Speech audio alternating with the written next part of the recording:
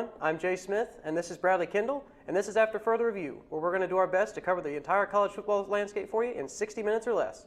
So, Bradley, after further review, Bradley? Targeting, pass interference, holding. What's going on over there? Oh, I'm the ACC refs from this weekend, calling all those flags. I'm blind, The Clemson-Florida State game? I'm blind. I don't know what I'm doing. That was some questionable officiating at times. It was atrocious. It was absolutely terrible. It was a complete disgrace to the ACC. Well, with that, we're going to talk about that game obviously in a minute with our recap, but we're going to start off with the Pac-12 and Washington and Utah. The Huskies coming out on top in a close game. We sat down and watched this game. I had a feeling it was going to be close coming in. I expected this to be their toughest challenge thus far this season. Yep. And it proved to be so. I mean, a good win for the Huskies. Absolutely. That's kind of the way Utah's played the entire year. They've been kind of a scrappy bunch, playing close games. And Washington's first test, you can check it off. They passed it. Now, how did Washington's quarterback do in that game? Well, Jake Browning might not have had the Heisman numbers he was hoping for, but definitely was able to get the job done and get the win. They were able to run the ball well, put up 199 yards rushing, so they were able to get the offense moving. They were a little stagnant for the most part with their passing game. He only had 186 yards, but when it counted, their special teams came through and they were able to return that punt. And I still think with games like this, on the road, obviously in an environment that's as tough as they've played in this season, obviously he's not front runner for the Heisman right now, but games like those, albeit it's not a breakout performance like a Lamar Jackson, it's still making his case for a potential trip to New York City, because I don't think that he's out of the Heisman hunt yet by any stretch of the imagination. I don't think he is, and I think he's probably going to get the McCaffrey treatment like last year where he's on the West Coast. People don't get to see him too often, and he's not playing in big primetime games like some of the other schools are, but definitely amazing that he's able to come and might make it all the way to New York City. For sure. Next game, moving on to the Big Ten, we have Wisconsin and Nebraska. This game went into overtime. Badgers come out on top, 23-17. Another good game from the Big Ten. Another great game, and kind of like Washington, it was Nebraska's real first test too, and a little bit disappointing for Tommy Armstrong. After all the experience he's had, going 12 for 31, 153 yards and 2 interceptions. Yeah, the two picks killed him. They really needed him, and they were going to rely on his performance to try and get them over the hump and keep them undefeated. It really legitimized. Not that they already weren't, but being able to beat Wisconsin. On the road against Wisconsin, that would have definitely solidified their ranking. For sure. That's that kind of describes how the game ended. He threw a pick to end the game in overtime, and it pretty much summed up how they performed. Mistakes in a hostile environment. Now they're not completely out of it yet in terms of this is a huge game in terms of the conference. Nebraska is still one game up on Wisconsin, so they still have a little bit of breathing room, but definitely need to play better if they're going to have a chance. Lose another game and you don't have the tiebreaker anymore because the Badgers beat them there. Next game we're going to look at is Big 12. And I think this one was the final nail in the coffin. Unfortunately for Oklahoma State beating West Virginia 37-20. Both our number 5 teams ended up falling down. We took a risk and we went out on a limb and put West Virginia and Nebraska both at 5. A little bit too much faith in them. A little bit too much, and I knew this was going to be a hard game coming in. I think Oklahoma State was favored at home, and West Virginia, they really struggled to contain Mason Rudolph. They had a lot of big plays, Oklahoma State. That's really what killed West Virginia. A lot of plays over 20 yards. Exactly, yeah. I mean, looking at their stats, I think they averaged almost 8 or 9 yards per play. Wow, yeah. So that was really their downfall for West Virginia. Ran the ball well, but in the Big 12, you really had to go undefeated. It looked like to make the playoff. So this was a little bit disappointing for them. The Thursday night game was the Virginia Tech Pitt game. Back-to-back Thursday night games for Virginia Tech. And so far they're 2-0 in them. Got out of a close one, 39-36 over Pittsburgh. And you got to think now, again, Virginia Tech in the driver's seat. They got, as Dabo said, 2 hands on the steering wheel in the Coastal. It's really, theirs to lose at this point. So it's shaping up. I saw some stuff today on ESPN.com, and it was talking about how really the drama is outside the ACC right now. It pretty much has all been cleared up. We talked I think it was last week or the week before, about how crazy the Coastal has been. Like literally everyone's trying to give away the chance at a divisional title. But I think with this win, Virginia Tech pretty much solidifies their ticket to, I guess now it's Orlando, not Charlotte anymore. Yeah, it looked like it was going to be a race to the finish with about 4 teams, but Virginia Tech's already knocked off UNC and now Pitt and Miami. So they've taken care of the Coastal. All they got to do is just not choke, finish out the rest of their year. Yeah, hard to do sometimes. The last game we're going to look at, like we mentioned in the intro, obviously Clemson, Florida State. I think the best game from this past weekend. Oh, absolutely. Going in a hostile environment like Doak Campbell. Clemson played well the first quarter. I don't think you really could have asked for much of a better first quarter. Now, after the 2 touchdowns we scored. It looked like it was going to be a blowout. It did look. It looked like Clemson might put it on cruise control, and I think unfortunately that's kind of what they did. The second quarter wasn't much doing there, even though they didn't necessarily struggle. It's just they didn't keep the consistent. I mean, their 2 drives that they had in the first quarter were, textbook. Perfect. I mean, they were Absolutely textbook perfect. drives Yep. down the field, mixing it up, keeping the defense on their heels. Really got to credit the offensive play calling in that first quarter, but second quarter, third quarter didn't quite feel the same, and the crowd got back into it. And obviously, you can never count Florida State out, especially at home. And they always make it an interesting ball game. And really, I mean, for Clemson to come away with that win, I think honestly is more impressive than a win at home against Louisville. That's not arguable. That's not Yep. necessarily saying because Louisville's played so poorly. They played well against NC State, but they've been so spotty. Yeah. They're spotty against Virginia, and I think it was Duke. Did they play Duke? Virginia and Duke. Virginia and Duke, and then they were able to beat up on NC State. So just not the consistency. Whereas a win at Florida State, haven't won there in 10 years. I mean, I kind of talked a little bit after the show with you about, in my opinion, this is perhaps Deshaun's biggest win in his career at Clemson because he's done something that no Clemson quarterback has accomplished in 10 years. He won at Doak Campbell Stadium. And I know he has a lot of other things that's added to his resume. He's the first Clemson Heisman finalist and all this, that, and the other. But at the same time, last year I really thought we had the best chance at making a run at a championship because the Florida State game was at home. I was honestly very concerned about this game, and to come out on top. I think I should have been more concerned about this game going into it. Yes. Yeah, I mean, it wasn't the same Florida State team we've seen in years past, but it's Florida State, and it's on the road, and they're going to be tomahawk chopping the whole game. Yeah. It kind of looked reversed of last year, because if you remember the game we had in Death Valley last year, Florida State got off to a really good start. Yeah, Dalvin Cook ran all over the field. Dalvin Cook had that big run to start the game. I think it was 10-6 at the half. This is the exact opposite. I mean, obviously a lot more scoring, but Clemson looked a lot more complacent in the second and third quarter, like you said, than they did in the first. And that's the only thing that worries me about Clemson so far this season. Again, we talked during the game about how if they can continue that first quarter type performance the entire game, it's easy to argue that they're the best team in the country. But with the second and third quarter, it's just like the wheels kind of came off, and it was just like, what's going on? What are we doing here? So they still have areas that they can improve on. But again, I think that this. I mean, honestly, I think that this win for Deshaun Watson, this just adds to his lore in Clemson football. I mean, obviously he'll go down as one of the greatest players to ever, play at this university. But I think that this win, at the time that it came, late in the season, potential second year of a championship run, on the road, hasn't won there in 10 years. A lot was on the line. A lot was on the line, and he was able to be poised. Yep. And lead his team down the field and make plays when plays needed to be made. Yeah, the numbers might not stick out, but his fourth quarter performance was unbelievable. I mean, that was why coming into the season he was one of the top players rated in the country. Yeah. His clutch performance at the end of the game. And, if he goes on to win the Heisman, I'm not saying it'll happen, but if it does, you can definitely look back at that performance. Point to that game absolutely, for sure. Yeah, no great game this weekend. Oh, it was fantastic. Now we're going to move on, obviously, to the ref segment. We got 5 questions this week, and then we're going to do a bonus question, as always, for the $10 bill. So first question here. Did Charlie Strong and Mark Helfrich save their jobs with big wins last weekend? Charlie Strong, definitely. And Oregon, remind me who they beat? Oregon beat Arizona State. Arizona State. I mean, it was their first win in 6 games. They were on a 5-game slide. Okay. So did Helfrich save his job, or did he just prolong the inevitable?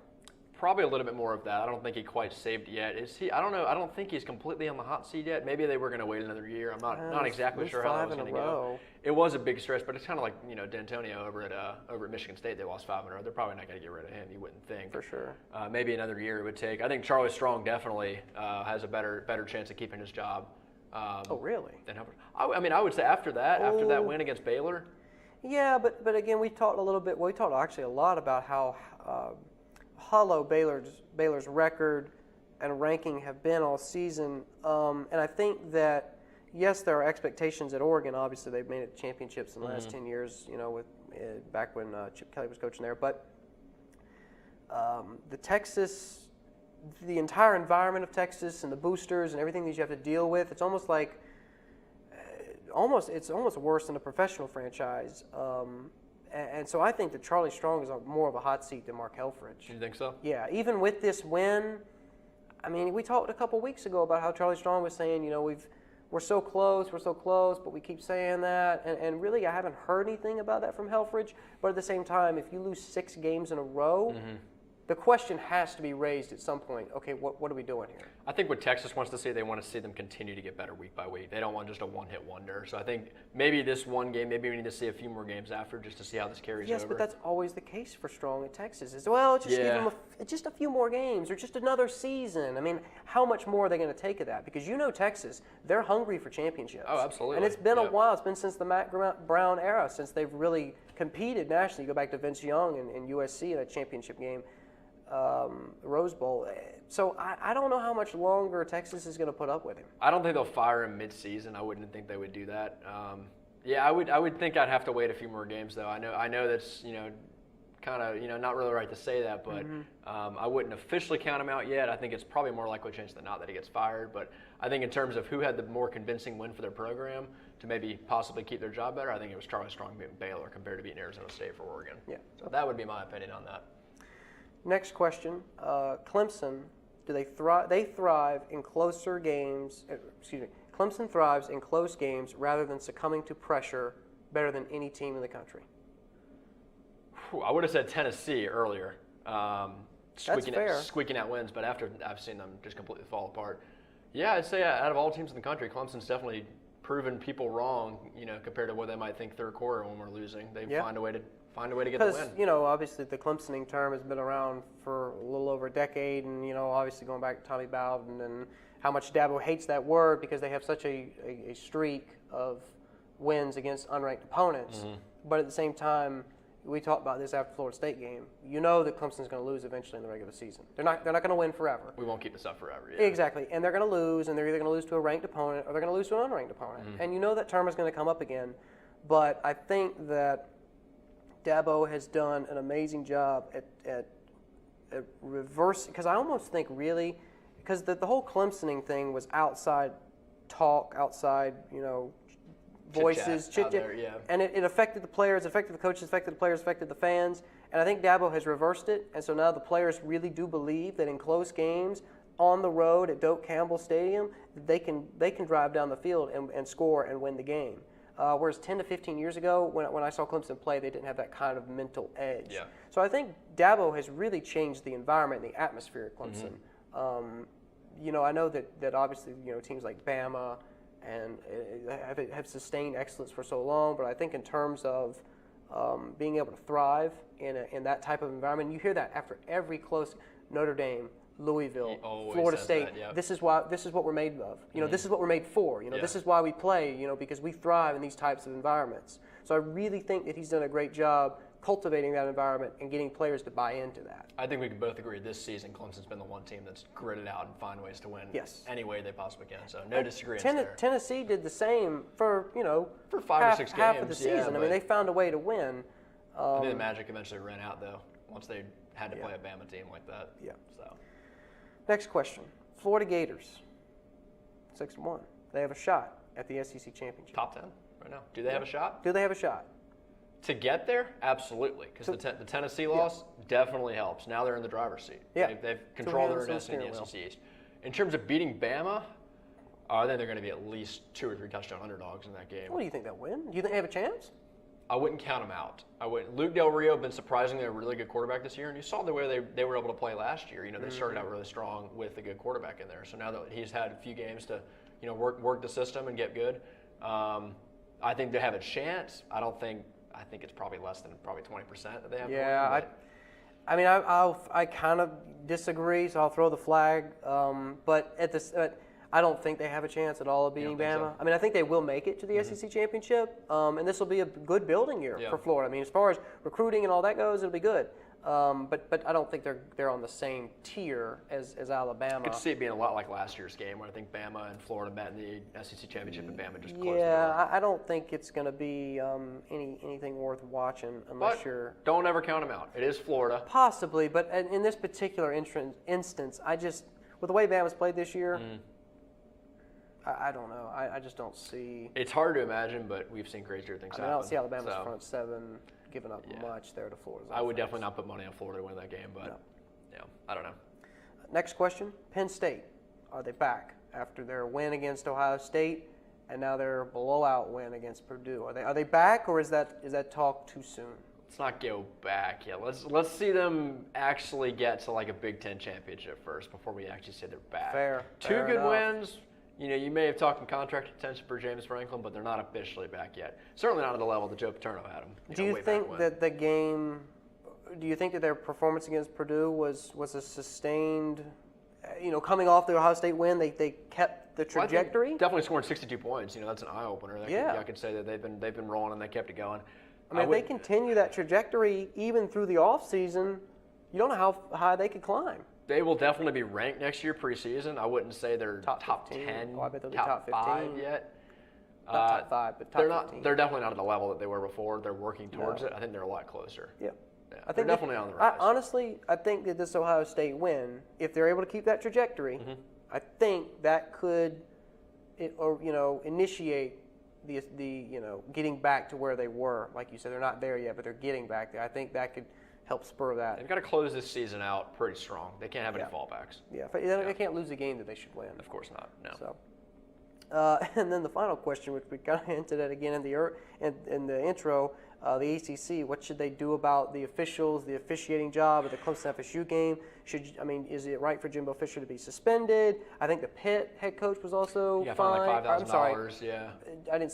Jimbo Fisher wasn't suspended. He was fined. He was fine. And then the Pitt They probably head wanted coach, to suspend him. But the Pitt head coach was also fined. I think $5,000. Yeah.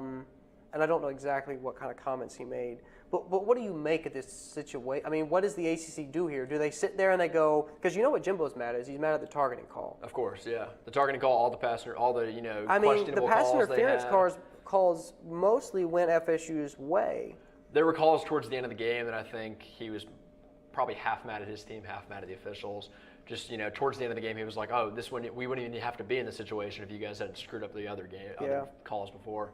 And watching this game, there were a lot of head-scratching moments as far as because there were a lot of penalties. I felt like I was watching the replacement refs. Yeah. From the NFL. It was just like, it felt like the game was just out of control. It never really got to that point for me. Something just felt weird about it. But there was just no... It didn't have the flow of a normal college football game. No, and the consistency. Yeah. The consistency on calls was lacking. There was no... Because there was times where, Clemson would make a good defensive play and it would be okay, and then the next drive, whatever, it would be similar, but they would call the PI on it. And you could tell the safeties were just bewildered out there. They didn't know what to think. Oh, it seems like they were trying to get right. Like, I commend the officials for trying to do their best and try to get it right, but at that point, it just seems like they were guessing and just hoping they'd be right.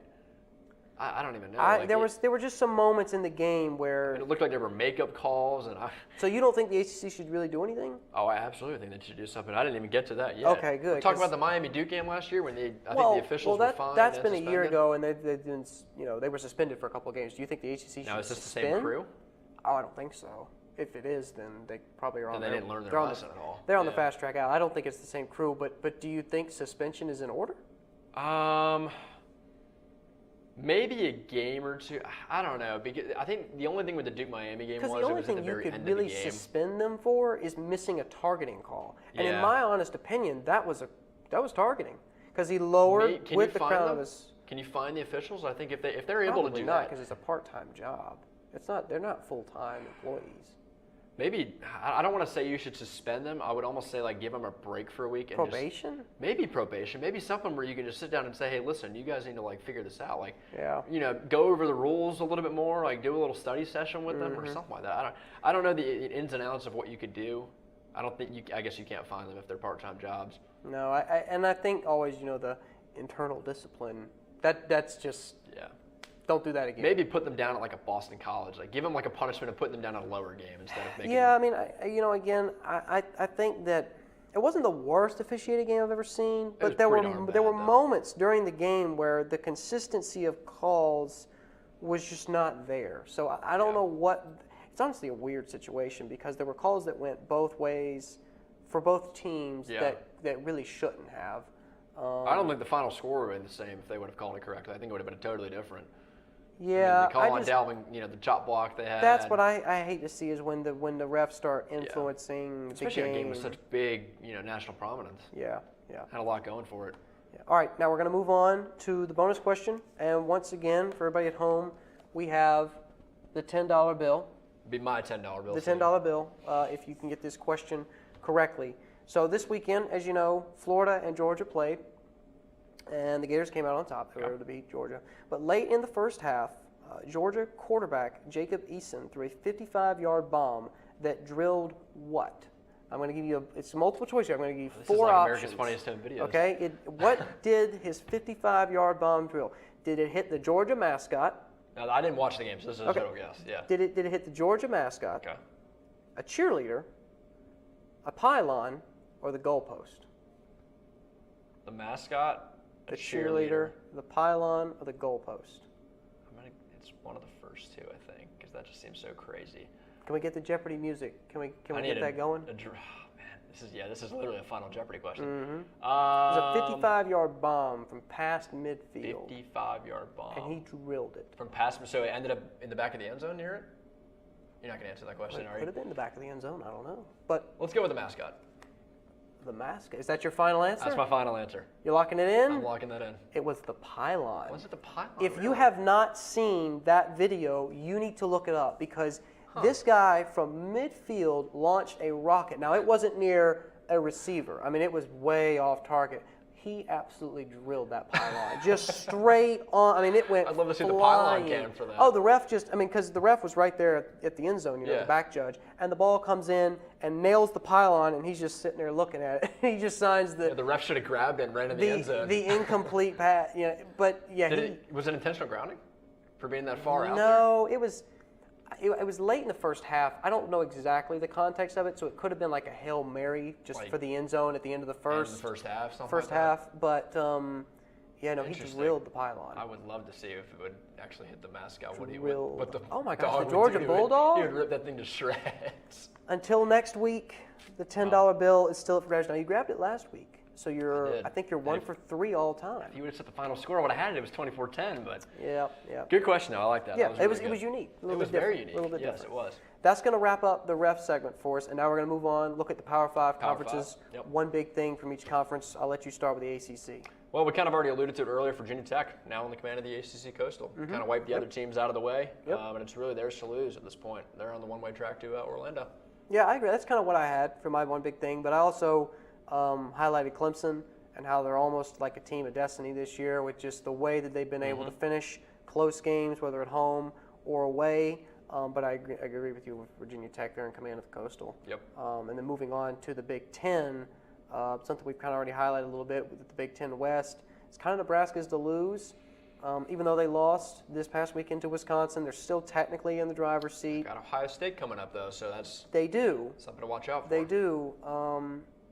If they're able to beat Ohio State, that definitely knocks the Buckeyes out of the playoffs. Oh, yeah, absolutely. If Nebraska can win that. It puts the Big Ten in turmoil except for Michigan. The Big Ten, this is a very big game. I mean, outside of the Ohio State-Michigan game, this might be the second biggest game they have this season, determining placement in the divisions. Yeah, we can go with that. I could agree. The Big 12, we tried to bring him back. We brought him back to life, but they don't have 9 lives. The CPR didn't work this time, and they're officially out. They flatlined. The playoff picture again. I just with West Virginia's loss and Baylor's loss.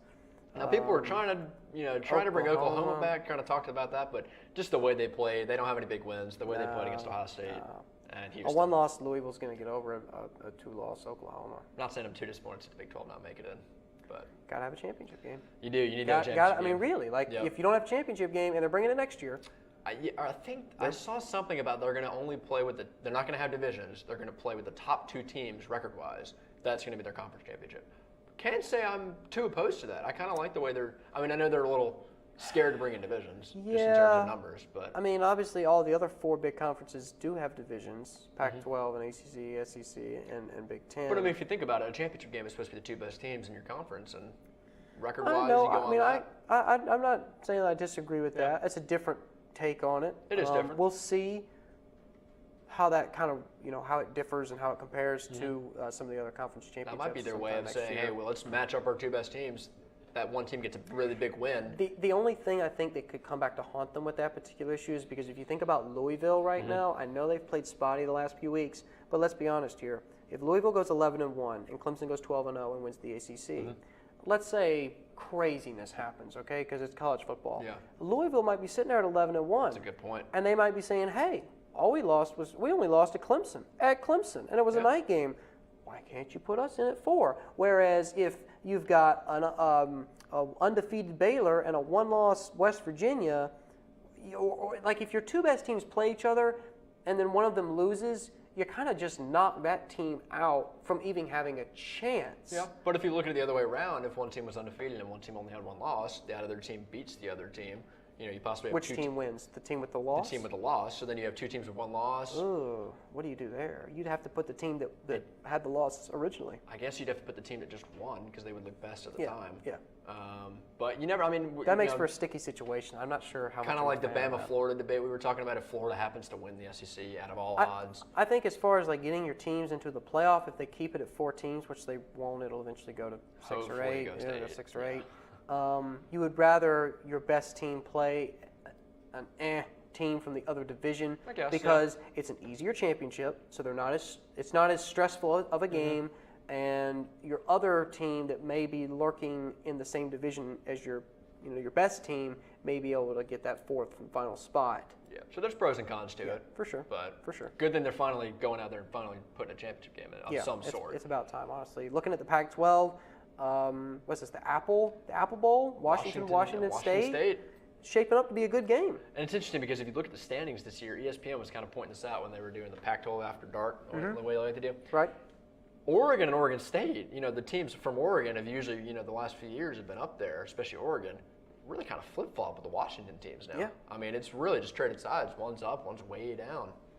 So, it should be shaping up for a good game, especially if Washington State and Washington can both continue their good play and both show up undefeated in that game. Yeah, I mean, I think, again, Washington has a lot on the line. They understand the gravity of their situation. Yep. They know that if they go undefeated and win the Pac-12, they're a lock for the playoff. I think Washington State will also show up for this game, and I'll be tuning in for sure. Very, very much looking forward to that. I'll be tuning in for With sure. that and Michigan, Ohio State, that's shaping up for a very good last week of the year. Absolutely. And then speaking of the last week of the year, SEC, Auburn on the rise now. Arguable that they're the second best team in the conference right now next to Alabama. I think they have a legitimate chance of ruining Alabama's season. If they continue to play like they're playing and show the poise that they have showed the last few weeks. Shaping up to be a very good Iron Bowl. Yes, and first one that it's really been relevant in 2 to 3 years. Since the Kick Six. Yeah, it's been a while. It's been a while. Yep. So good to see that back again. So those were the one big thing that we each had kind of for the Power 5 this week. Now we're going to move on to blind resumes. And hopefully I can do a little bit better this week. I hope you can. I made this a little bit easier in this time. I'd have left you with only a few options really to choose from. Now, are we choosing from? These are playoff teams. Like possible playoff teams? Definitely possible playoff teams. Okay. I'm going to start by saying all these teams are undefeated. Okay. So that narrows it down a good bit for you. We only got 4. 4. Yeah. 4, including Western Michigan. So really, I'm gonna make you pick between the top 4. Western Michigan. Okay. I'll tell you Western Michigan's not in there. All right. There's no strength of schedules in the hundreds for these, so you can tell why. All right, Team A, undefeated, obviously 8-0. Strength of schedule is 56. Their record versus current top 25 teams is 3-0. And their average margin of victory is 35. Current top 25 teams? Current teams ranked in the top 25. They have 3 wins. It's Clemson. It is Michigan. Really? Well, now Clemson also has 3 wins against current top 25 teams. In fact, they do. Okay. But the other numbers, strength of schedule to 56, pretty high average margin of victory at 35. That's okay. Michigan. Okay, so the Clemson margin of victory is not as high. Yep. Okay, it's lower. Team B, also 3-0 against the top 25 teams, undefeated at 8-0, strength of schedule 15, average margin of victory 13.3. That's Clemson. That would be Clemson. Okay. So. Well, then that, and I'm pulling up Michigan's schedule here. They've played. We have Penn State, Colorado. Who has Michigan played that's currently in the top 25? Penn State, Colorado, and Wisconsin. So those are their 3 wins at this Penn point. State is that's Penn State, they're up at 20. after the Ohio State So that win. definitely bolstered their schedule. And that looks really good after they It's beat a them lot 49 to better. 10. They 49-10. beat Penn State 49-10. Beat them at a good time too when Penn State was struggling. Fourth week of the year, they were Yep. still getting their groove. Now Team C, their record is 8-0. Strength of schedule is 5. Only 1 win against current top 25 teams, and their average margin of victory is 29. I feel like this is going to be Alabama. It is Alabama. Yeah. And the 1 win Strength of schedule has to be in the top 5 for your SEC, right? 1 win is A&M.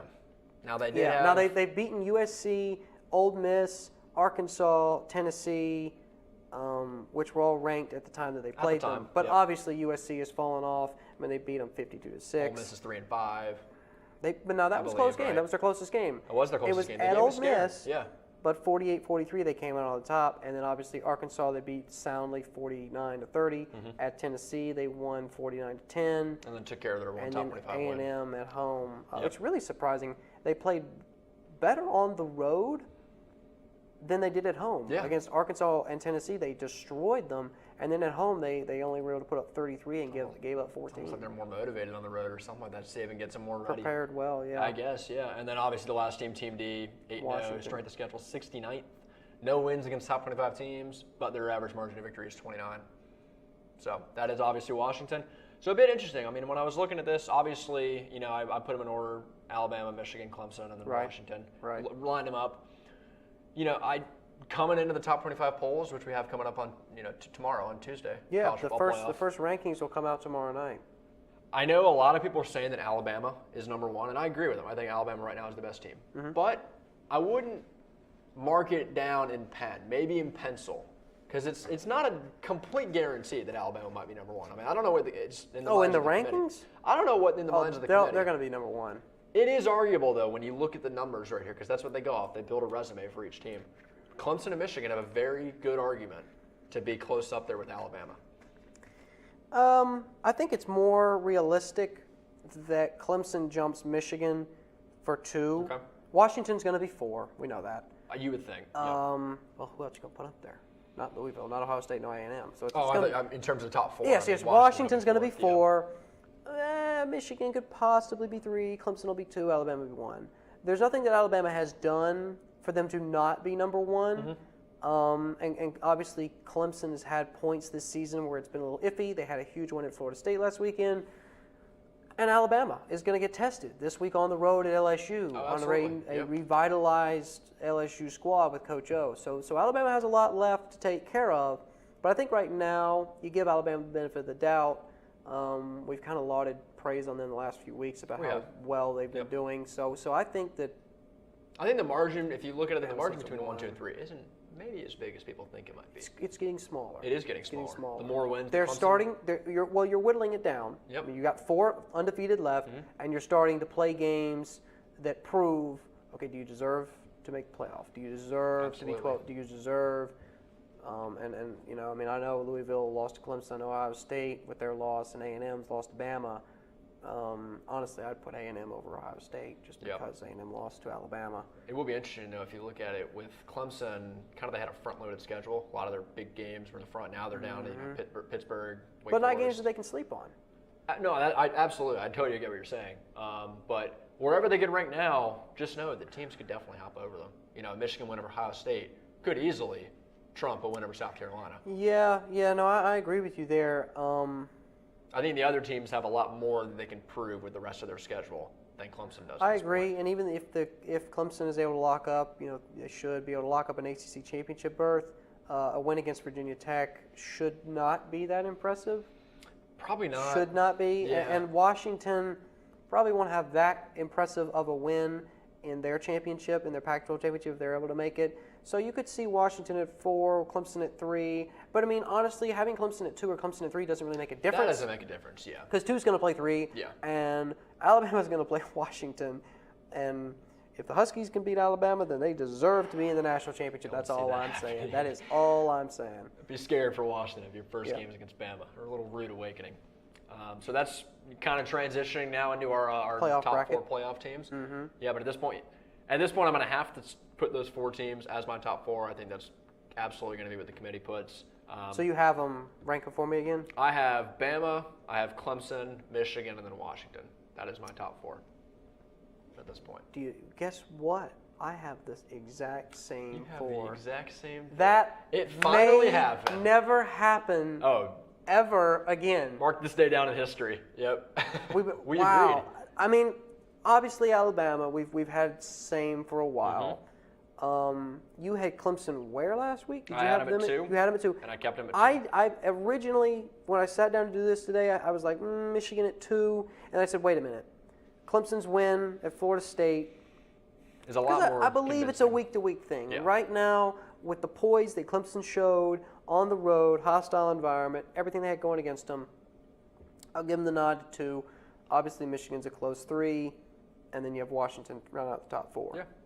Now, who did you have as your first 2 teams out? Now, 5th, I had them originally at 3 last week, which was Louisville.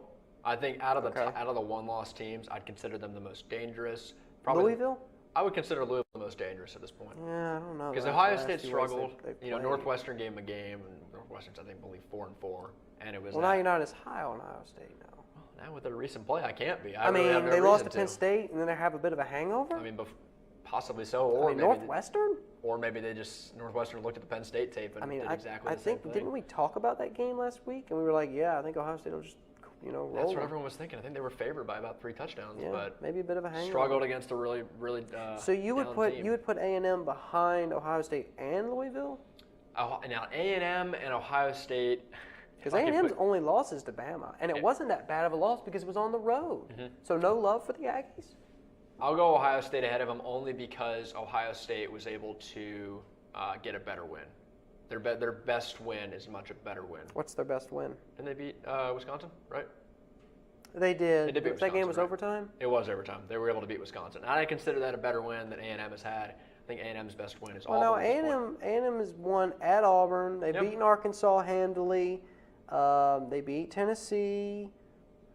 And they also beat UCLA, but UCLA's fallen off the face And in of the terms earth. of playoff, I think Ohio State has a much better chance to get in because they still control their own destiny in a sense because they can still beat Michigan. To a certain extent, but honestly, in my opinion, at this point, because I have A&M at 5 and I have Ohio State at 6, and the only reason that I have Ohio State above Louisville, I know they played poorly against Northwestern, but again, it just goes back to the spotty performance that we've seen from Louisville these last 2 or 3 weeks. And I think that A&M, I know what you said with Ohio State, they're kind of poised they sort of control their own destiny. But when you look at teams that are they're not in the driver's seat, but they still have a chance at the playoff, you've either got Texas A&M or you've got Louisville. Okay. Those are really only 2 teams. Yeah. And I think with what Texas A&M has done, as collectively as a whole, but also the last few weeks, is a little bit more impressive than Louisville. Yeah, Louisville's had their moments, debatable. and they've had some great moments, whether it's Florida State or showing up at Clemson with the second and third quarter performance. But by and large, I'm going to pick a team that's pretty much been consistent, except for a mediocre performance against South Carolina, and I'm going to roll with the Aggies as of right now. Yeah. Now, if Louisville comes out next week and destroys whoever they're playing, it's just I don't know how. I mean, obviously, I know Louisville can play well. We've seen it. Yeah. We've seen it a lot this season. But it's also being able to consistently perform at your peak. That's what gets you in my top 4. Okay.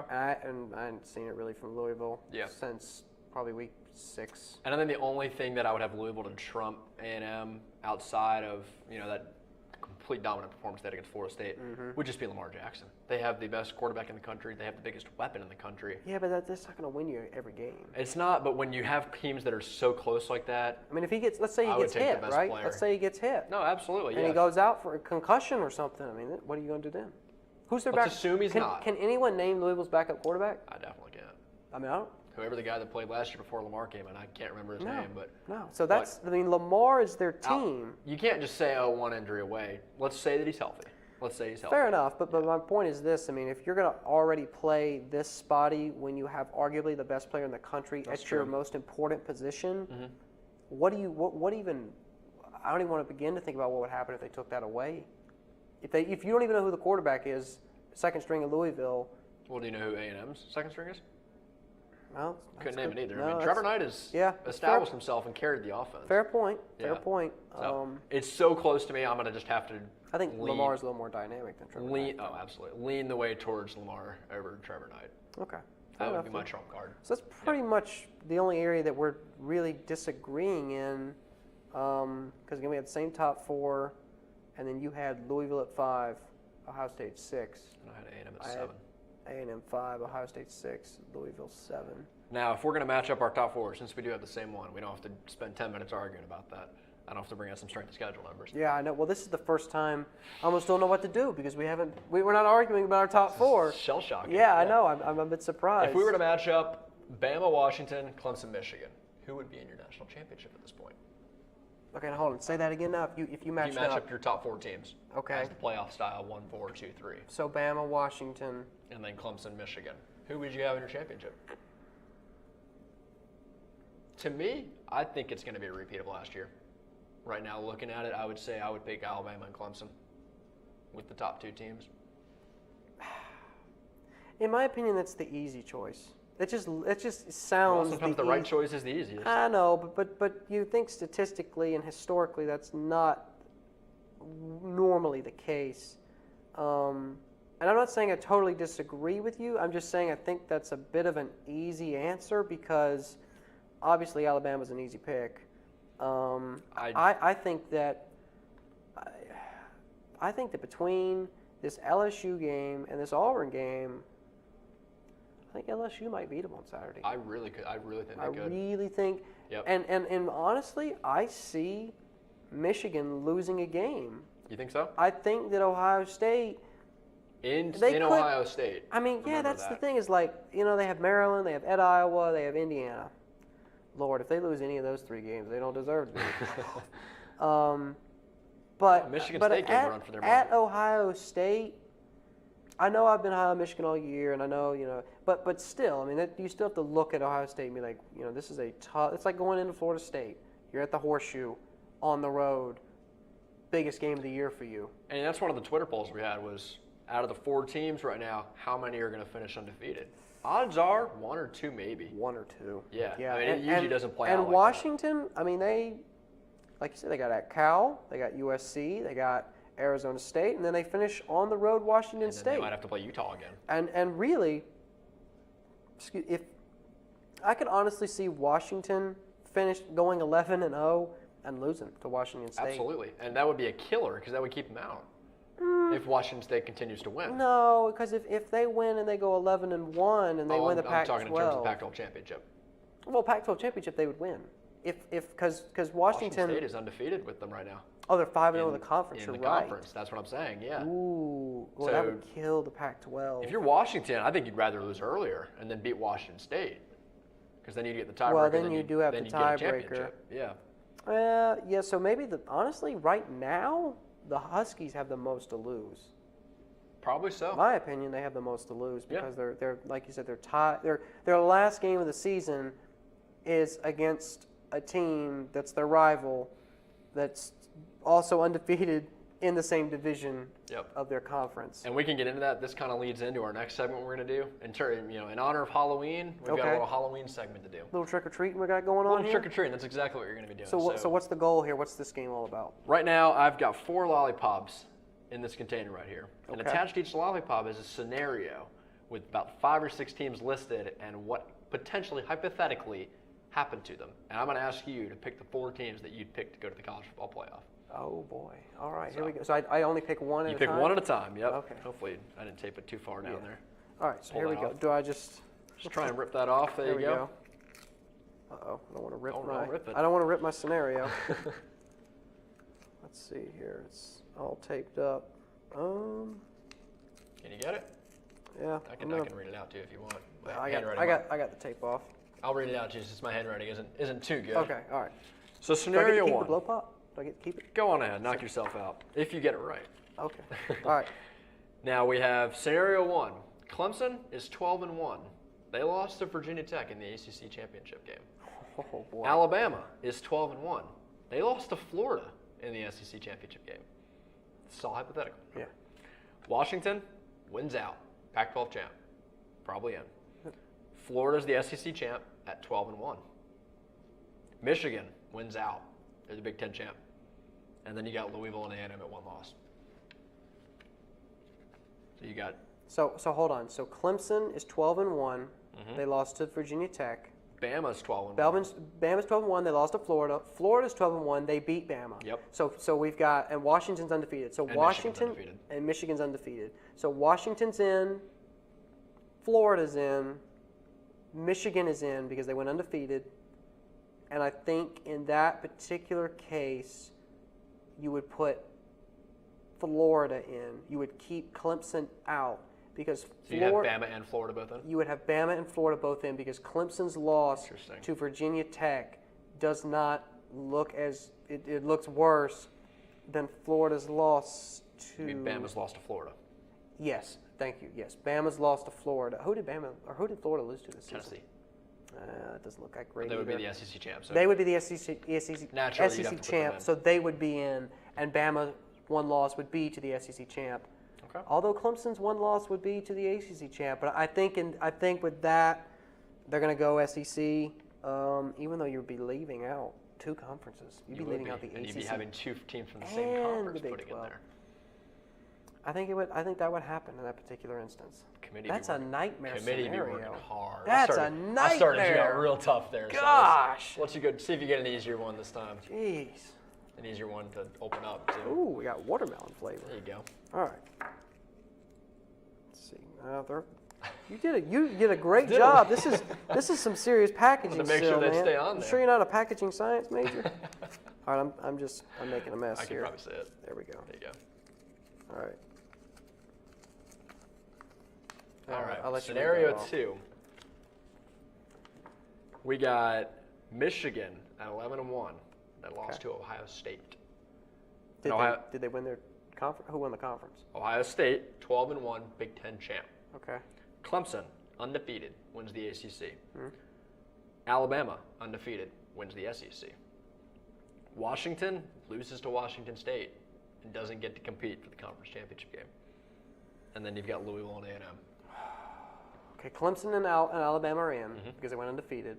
Ohio State won the Big Ten. I think Ohio State would get in because they won the Big Ten. Let's say Washington State wins the Pac-12. with 2 losses. They're out. Pac-12's out. And then you've got Michigan, Louisville, and A&M.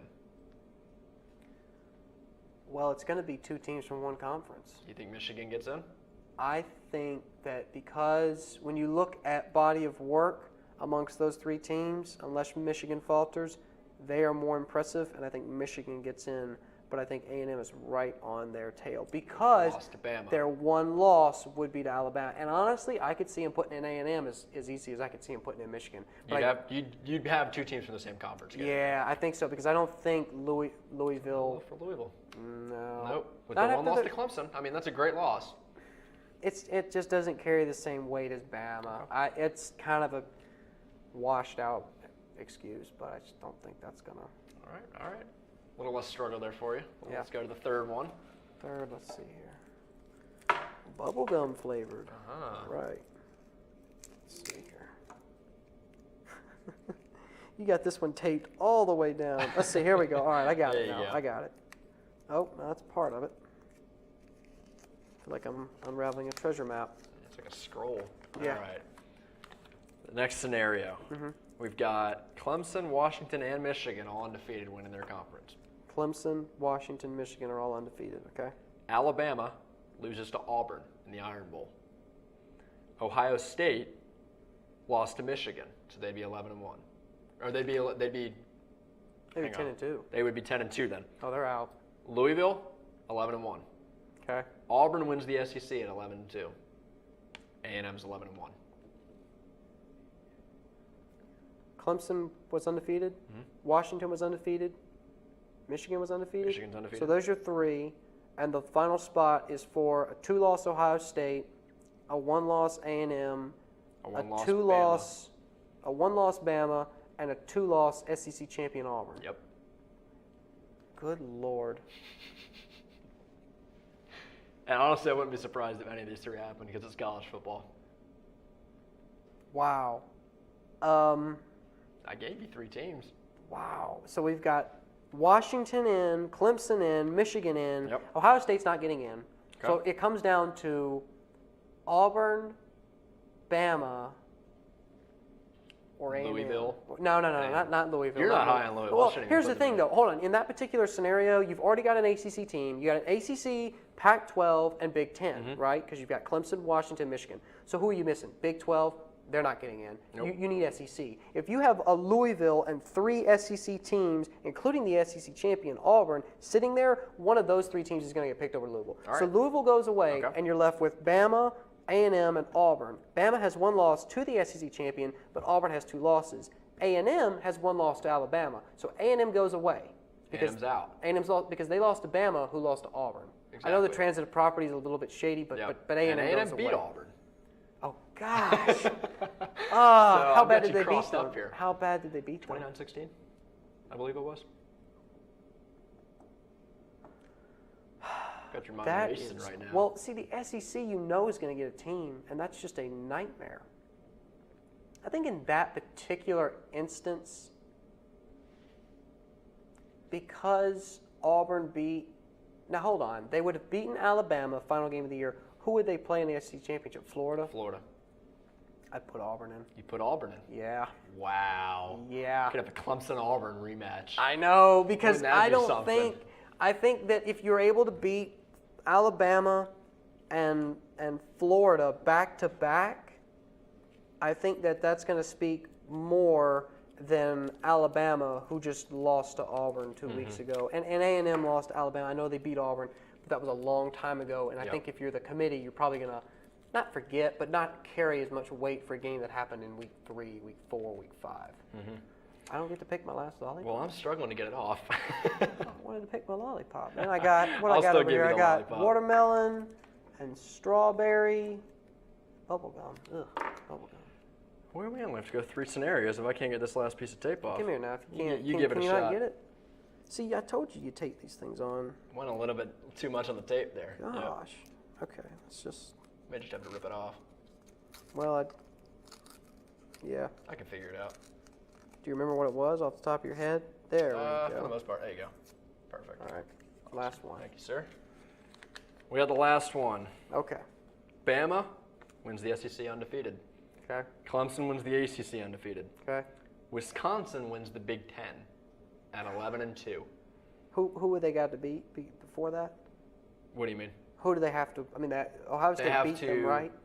They would have to win their first of all win their division, so they'd have to have Nebraska lose, and then they'd have to either beat they'd have to Beat Ohio State or Michigan. Michigan probably. Okay. At this point, I okay, got so Michigan they're 11 here. and 2. They win the Big 12. Yep.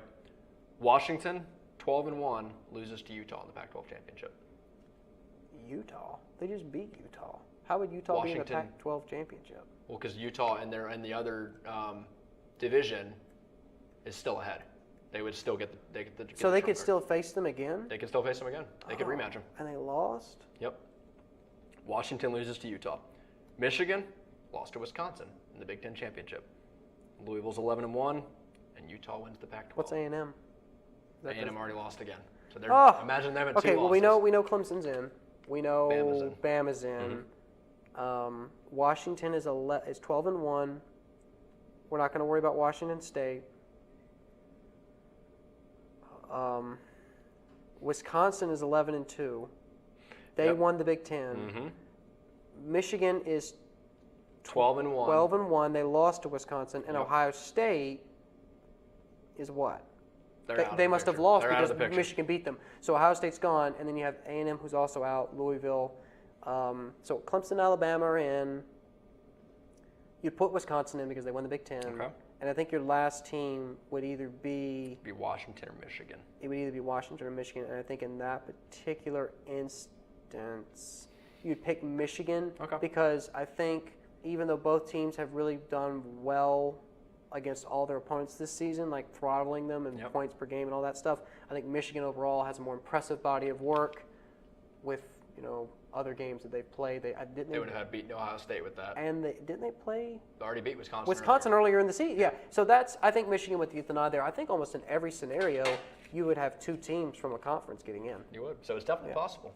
It's absolutely possible if we look at it like that. That's, if all that happens. That's college football for you, So though. I think you deserve those 4 lollipops after that. Another bubblegum flavor? Oh, suck it up. You'll be That's okay. weak, man. People who hand out bubblegum candy, that's just lazy. Just lazy.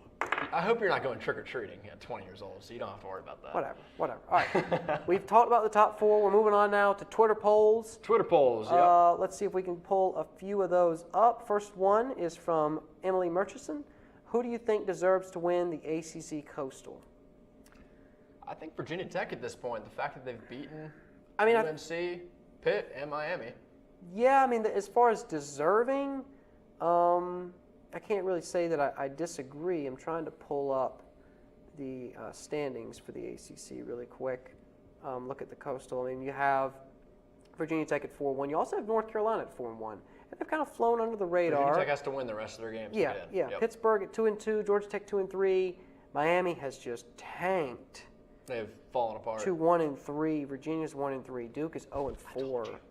I mean, I honestly, I did not see a string of 4 losses. Yep.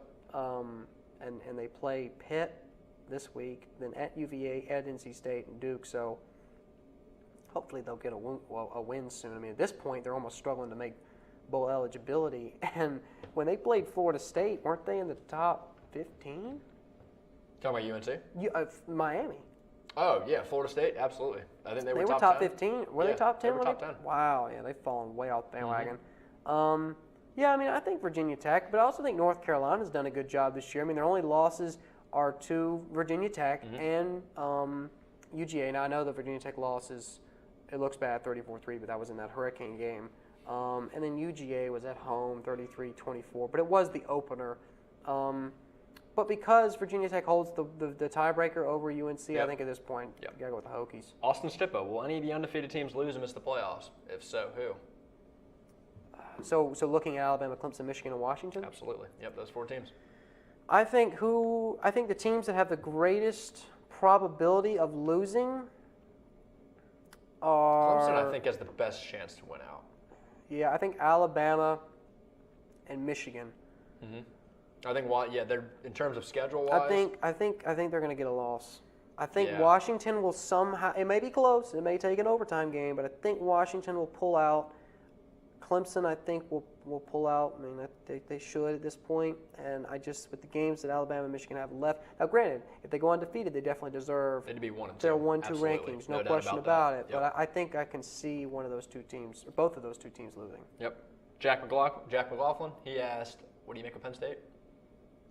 Are they back? We kind of asked this earlier. We touched on that a little bit, and they're sitting at 20 right now. They're at 6-2, so they're obviously going to make a bowl game. We'll have to kind of see where they get shuffled in the Big Ten's bowl ranking order. They have Iowa this week, and they have at Indiana, at Rutgers, and then they close with Michigan State at home. They should win those next 3 games handily. So honestly, put them at 10-2. Penn State easily should be 9-3 this year. Absolutely. If not 10-2. I mean, Michigan State's been on quite a slide this year. I mean, they started out with 2 wins, and talk about tanking. They've lost 5 in a row. Spartans are not going to be bowl eligible. I mean, they have at Illinois. They're probably hopefully going to win. Then they have Rutgers, Ohio State, and then at Penn State. I think because the game is at Happy Valley, and because Penn State will be going for their first double-digit win season in quite a while for them, I think Penn State's honestly going to win out. So I think that, again, that Ohio State game, I truly do believe it's initiating the return to prominence, and I think Penn State will be back. Okay. And having a final record of 10-2 definitely helped James Franklin's case. Absolutely. Stay in there for sure. Absolutely. So that's about. We had not as many Twitter questions this week, but that's okay because we've already touched on a lot of things. Yeah, we've talked about a few different things. Our final segment, we're going to move on to the upcoming week. Kind of a down week in college football, but we've said that in the past, and it's. Well, the games are always exciting. They just don't have as much national, especially coming off a week like we just had. Oh, for sure. Yep. It's hard to match that. Now we still do have a top 10 matchup. We have Ohio State and Nebraska. Both teams kind of struggling as of late. Both teams Nebraska's really not top 10 anymore. They are number 9. They did not fall that far. Really? They're still number 9. Yep. Still 9? I gotta pull that. That's pull amazing. Yeah, that's shocking that they didn't fall. Nebraska's still at 9 with 1 loss. Wow. I And think they lost to Wisconsin. Because they lost to Wisconsin and in the fashion that they did. Yeah, So. that's still surprising. They're in the top 10 What do you over think? Florida and Auburn. We'll see. If they win this week, they definitely solidify themselves up there. But Good game though. Good we were game. 4-1 last week picking. Try and maybe go 4 for 4 this time. Who do you think's going to come out on top here? So first game is Ohio State, Nebraska. Yep. I mean, I know Ohio State's coming off of a win. Obviously, they were able to beat Northwestern, albeit it was sloppy. Nebraska's coming off that loss. I would like to think that Urban Meyer, after 2 weeks of bad performance, is going to think, okay, guys, look. Yep. We're not out of it yet. We talked about those scenarios. We're not out of it yet. So something needs to change rather quickly if you're Ohio State if they want to have a chance at winning this game. Now, this game is at. Where is this game being looking right now. played? It's at Ohio State. It's in the Horseshoe. Okay, so I'm going to give the nod to the Buckeyes because being at home, it's been a couple weeks since they've played well. Urban Meyer should hopefully light a fire underneath them. I'm going to go Buckeyes. And I just think even with the down week for Ohio State, I still think they're able to pull it out against Nebraska, even if JT Barrett's not clicking on all cylinders. He's just a better quarterback than Tommy Armstrong, and Armstrong, has really struggled. And even against the young team, I think he's still going to find a way to throw a couple picks like he always does. So you're going with I'm going to go with Ohio State. Yep, I'm going to agree with you on that one. All right, so transition to our next game. Washington and Cal, kind of under the radar. Cal's been struggling lately. Yeah, I mean, obviously we talked about Cal a good bit this, over the length of the show and whether or not they kind of pose an actual threat to a lot of teams. And, in this particular instance, I think they do. I mean, this game, is it at Cal? It is at Cal. So, yeah, I mean, Washington can easily slip up, and this game could get out of hand rather quickly. I mean, we saw what they did to Texas, where they put up like 50-something points, I think it was. So their offense is definitely able to keep up with Washington. I don't see this as a game that Washington's just going to be able to come in and take care of immediately. And I think a 16-point line in this game in favor of Washington is a little bit too much. It's a bit steep, honestly. It is a bit much, a bit steep. I'm going to pick the Huskies because, again, I think I've talked about it and I've been high on them all year. I think they understand the gravity of their situation.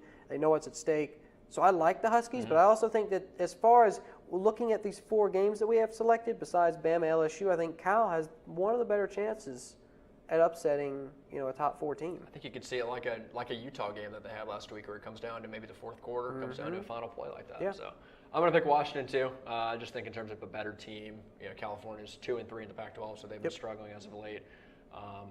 Jake Browning obviously been a great quarterback this year, so I think it's going to be a shootout. I could see a high-scoring affair. Yeah, no, I agree. I think there's going to be some points scored here. So third game of the week. Game day is going to be there. Alabama, LSU. You wouldn't think this would be a game a few weeks ago, but ever since Orgeron's been there, LSU's been able to turn things around. Yeah, he's done a great job. I really like what he's doing there, and I'll be honest, a few weeks ago this would have been almost mental asylum talk, but after what I've seen Coach O do, I'm going to go with the Tigers. I think LSU, Baton Rouge. You're going with LSU? I am going with LSU. Pick. I think they're going to beat Alabama. I'm tempted to pick LSU just because of their quarterback play compared to last year is a lot better, and they're going to take a lot of pressure off of Leonard Fournette. I think Jacob Epling for LSU. Fournette's got to have a big game. Got to have a big game. I think the front 7 is going to really, really match up well with LSU, and I think they're going to really – because, their quarterback, LSU, this is his really – he was 1-10 in his career coming into LSU, so he's really not a strong quarterback, you wouldn't think. I think Alabama's going to be a little bit too much. It'll be a lot closer, than people might think. Fourth quarter type game. At LSU, Death Valley, the other Death Valley, whatever you want to call it, it's always a good game. I could see an Ole Miss Alabama type game where maybe LSU gets out early and Alabama finds a way to come back. But fair enough. So you're going to roll Tide, huh? I'm going to roll. Unfortunately, I'm going to have to say that. Yep. I'm going to have to roll with them. He's on that bandwagon, folks. He just won't get off the Bama bandwagon. That's a bold prediction, though, for you for LSU. I really do. I like LSU. I like Orgeron. I think that what he's doing is special. I think he'll be around at LSU for quite a while. They'd be fools to fire him after what he's done as an interim head coach. So I think Tigers will get it done. All right. Well, I can't say that I'm rooting for Alabama. I'm definitely rooting for LSU in that instance. Yeah. LSU. And then the last game, I believe we'll both end up picking the same team here, Clemson-Syracuse.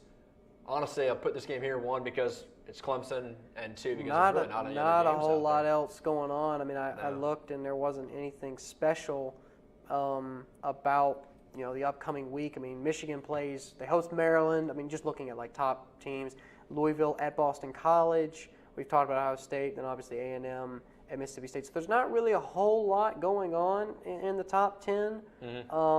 And, you know, for Clemson, I mean, again, it's a game at home. It's Military Appreciation Day. Purple out. Yeah, so it'd be all purple. I mean, obviously, it's not a team that you want to sleep on with Syracuse because they were able to beat Virginia Tech. They pulled off the shocker. They did, Yep, and obviously everybody's seen that locker room celebration after that game. The coach going nuts. Where they went crazy. So, you know, don't count the orange out. I know that game was at Syracuse, but at the same time, I mean, this game should not worry Clemson. But we've seen that happen. We've said that before, and we've seen the results. But yeah, that's the thing is can Clemson just?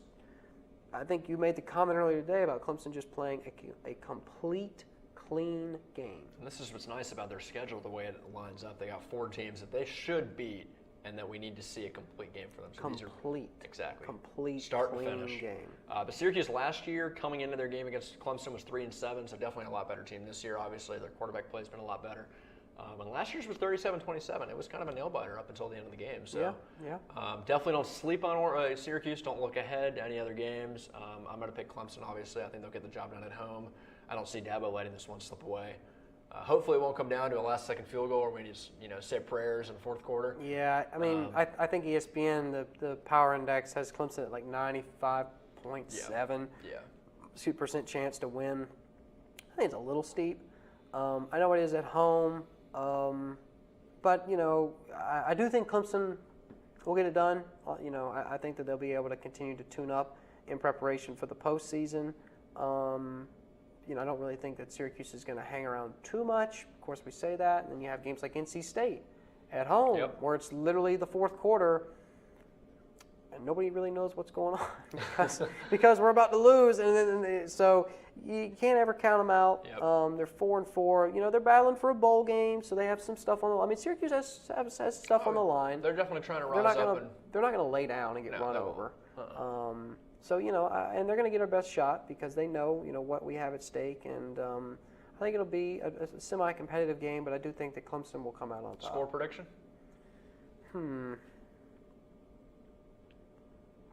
I think Clemson will hit the 40s. Really? So I think Clemson will hit, let's say, 45 or 49. And I think Syracuse will get upper 20s. I think Syracuse will score on offense. So maybe, let's go 45-28. We go with a 34-17. So we both had 17-point lines on that. Okay. I'll go 34-17. That's a little bit lower scoring, though. 31 points at home against Syracuse? I just think with the way our offense hasn't been able to post a complete game yet. Now, if they do post that complete game, then yeah, they could definitely work up in the 40s. Well, if you can't post a complete game against Syracuse, but then again, we've talked about how they can't do that against NC State. I think 34 points is still relatively, pretty good for an ACC game like this against a 4-4 team. I suppose, yeah.